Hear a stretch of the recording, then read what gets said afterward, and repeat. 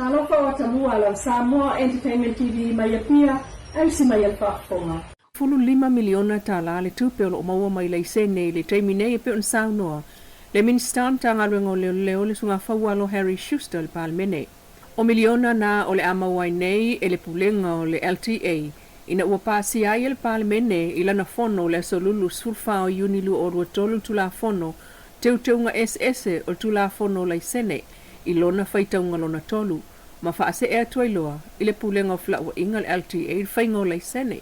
Masanga fa amautui na iloa ele tula fono lea le fa awa we lava ona fai el LTA o le sene aveta vale malato wa oina fo itupe mai mita o paka ta vale li taulanga fa lilang lango ai o le tula fono o pasia le tu malo si umola na fai pule tu u anasi o tu langa fo na tu malo faleata to fa ale vena ale fa pena fo ile tu malo vai mongatasi ya sulamanaya tau ili tu vasa mama fuli ia ile ioe ale palemene pa sia ilona faitaunga muli. Peita isa nuanga mai le itu ngai fa tau ile teuteunga lea na langa ai ele fionga salapinati le ao ona faia oni so suenga aveta vale malava faini ola tu ia sa ile ai pe o fa ngale aisa ona ole matua tele la vole aisa isa moe pe ona ia moli mau ilana au fainga renga o fa malolo na ia langa ne ai foi e tatau o na amata atu le maota o faipule sa ili po ai o lo whaonga ina le aisa. Mai le faipule o ana maa la wofo pia la wofo ila na whautuanga ia awa ne e aini lape le whaonga ina le awala ai e ai le whai ngā niusila mō tangata e whai lai sene e siakia la tova ai ili teimi e whai ai lai sene. Inisi o tala, o le amatanga masina talua yo me na tu ina tuail wha ama vai ngalta mai ta ipule o le ofisa o sulfa inga lua monvao katalaina sa polu lana fionga i le ao le malo Samoa. Peitai, ile tali mai le sui ofisa sili, le sunga fawalo pepe se yuli ile le tio polensia, o ta wai le la sanga wo o iai, mai o le asa muli o le ombudswoman lua monvao, o le asa tolu se fulu o le masina nei. O le tamaita ilo ia ya lua monvao o telelon sil fia tula fono, ele ngata i Samoa nei lava, ai o le fa le vau malo. Na amatanga lua atu lava i Samoa le ofisa loi o le sapolu mai le tausanga e a whiwa se lau wanwalu. Ile a whiwa se lau i walua. Silia se fulu lima tausanga. O ngā lua le ofisa o whailau tusia maa lol tā pulenga. Na amatanga lua mai ai le lua whe male lua. O se fautua mai sa whaaulu fo i aim ta uputau tu la fono. Ma le vaenga mta uputau whaamai. Lata ele lua tausanga o ngā lue o le Chief Legal Counsel mo le ofisa o whailau tusia le ACP po Africa Caribbean ma Stetul Pacifica i Brussels i le lua o surulua. Sa avea foi o iam whaatono le Rule of Law Division o le Commonwealth Secretariat mai le lua fesfultolu lua o sufitu a o le tofia e whaim whaatonu sinia ma whaatonuina le tausinga o file mu mai le lua fesufitu i le lua fesfuluiva. A o le tofia e whaim whaatonu sinia mo le vaenga whaatonuina le tausinga o le file mu mai luafe sufitu luafe fluiva. Ma toi taliu mai ai i Samoa. Leo lo ngalua i nei le ofisa o sulfa inga. Ia o se li poti mai i le fontanga le palemene le nei vai anso. Mai le pionga le minister o ngalunga tele le malo. Ono pipi va ai. Na ia sao no ai se i pa ma le sao.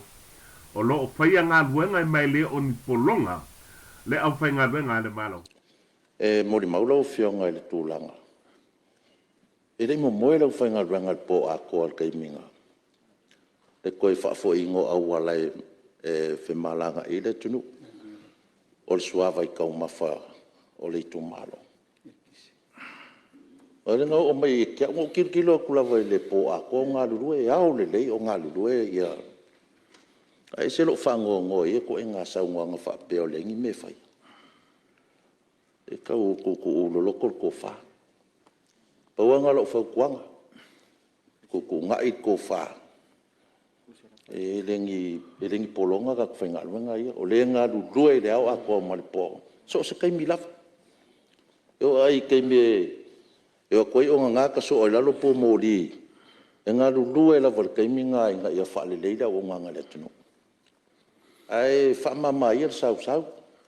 I lau fionga sunu malu. Malo, sao no, ia o le fautua fo le an fo, sao le na Whamana to tu istasio sui. Ia, o tātou lava o ta mao le atunu. Tātou tu whamanu malu fo i ngā ruanga le au whi ngā ruanga. Belea ia e fuafua fo e tātou saunuanga. Tu lafon tu maua ia e fuafua i lea mwhaina tali, tono mota. Ia e whapena se nganga no fua, e sosone fo i sui mamalu. Ia vātere le silasila ma ia halo lofa i lea au whi ngā ruanga, ia ma tua inga whapea langa le tau ngofie. Leo sauno maneno le minsta, ia lofa sui mamalu e whapena tātou whinanga o mai tātou ngā ruanga. Se tu lai mai sui mamalu e whaolu sauno. Ua talia le malo Australia le tamtanga le ofisa o le loia sili o Samoa.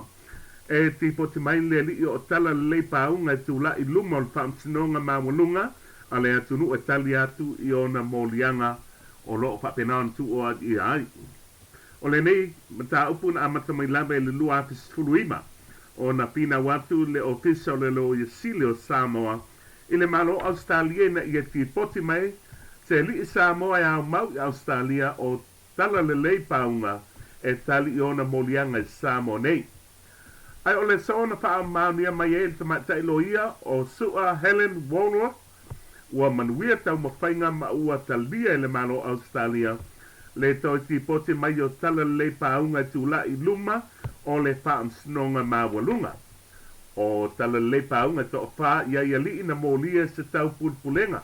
E pao le oti le sa abe ma pale mi o Samoa o tuila e pasa i le malia le ngoi. Ma le sa abe ma komisina o leo o fui ava ili i kon kael. Ua mai ale whaamsinonga o le tasi o ia li o tawalai le Leilua na io e lea li i ona molianga ma o loono salad pui mo 5 tau sanga. Ua mai a po i na wha amaunia le whaamsinonga ma walunga molianga o le isto o lua o malele paulo ma le mai whai o sosione ai o lo talia le tō laulawina o la ua whaasalanga i le whaai unga o le vaya sonei. A whai lo mai o le tamatai lo ia o lo talia lo ia sili al malo Australia au mai se pola inga lo ia i le toi whaapo i mai o tala le paunga i Samoa.